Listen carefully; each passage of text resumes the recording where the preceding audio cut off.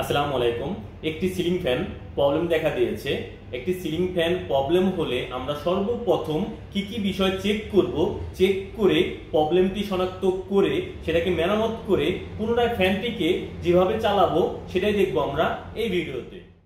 Ceiling ফ্যানটা যেহেতু চলছে না, ফ্যানটাকে চেক করার জন্য ফ্যানের ভিতর থেকে যে 4টি তার বের হয়েছে সেই 4টি তারকে চেক করার জন্য আলাদা করে নিব। সিলিং ফ্যানের ভিতরে রানিং স্টার্টিং দুটি কয়েলের 4টি মাথা বের হয়েছে।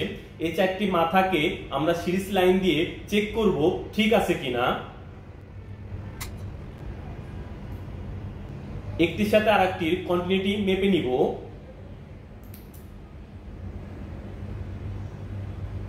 আমাদের সিরিজটি যেভাবে জ্বলছে তার মানে এই কয়েলটি ঠিক আছে। আরেকটি মাপবো। আমাদের সিরিজ লাইনটি ফুল জ্বলছে, তার মানে এই কয়েলটি পুরে শর্ট হয়ে গেছে। যেহেতু আমাদের কয়েল পুরে শর্ট হয়ে গেছে তার জন্য ফ্যানটিকে খুলতে হবে। ফ্যানটি খোলার জন্য আমরা উপরের যাবতীয় সব পার্ট খুলে নিচ্ছি।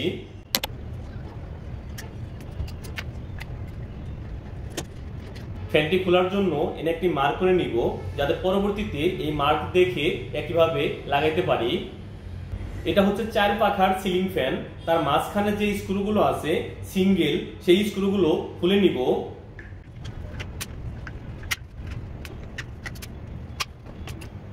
অনেক সিস্টেমেই এই সিলিং ফ্যানগুলো আলাদা করা যায়। আমার কাছে সবচেয়ে সহজ লাগছে একটু হিট দিয়ে। তার একটা হ্যান্ড ক্যান নিয়েছি আর একটা বানার নিয়েছি। আমি একটু হিট দিব।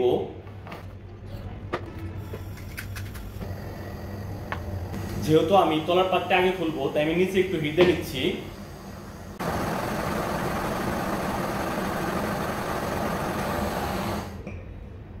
ওকে, আমি এখন যে স্ক্রুগুলো খুলছি সেগুলো দিয়ে দিয়ে আলতোভাবে বাড়ি দিব।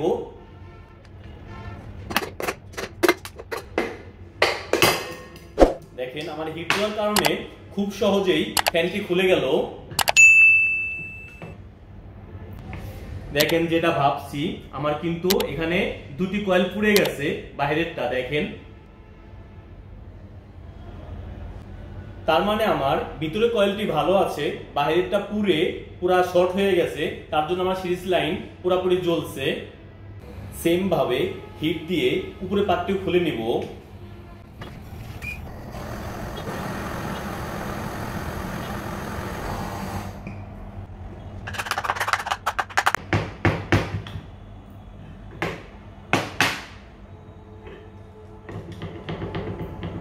ব্যাস, আমাদের দুটি পার্টি খোলা কমপ্লিট হয়ে গেল। আমাদের কিন্তু এই বাহিরের কয়েলটি পুড়ে গেছে।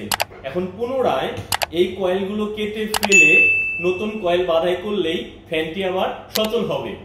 সিলিং ফ্যানের কয়েল A to Z যাবতীয় সব বাঁধাই করার সিস্টেম আমার ফেসবুক পেজ ও ইউটিউব চ্যানেলে ফুল ভিডিও দেওয়া আছে। কারো প্রয়োজন পড়লে দেখে আসতে পারেন। আজকের মতো আমি রফিক এখানে বিদায় নিচ্ছি। দেখা হবে নতুন কোনো ভিডিওতে। সে পর্যন্ত সবাই ভালো থাকবেন। আল্লাহ হাফেজ।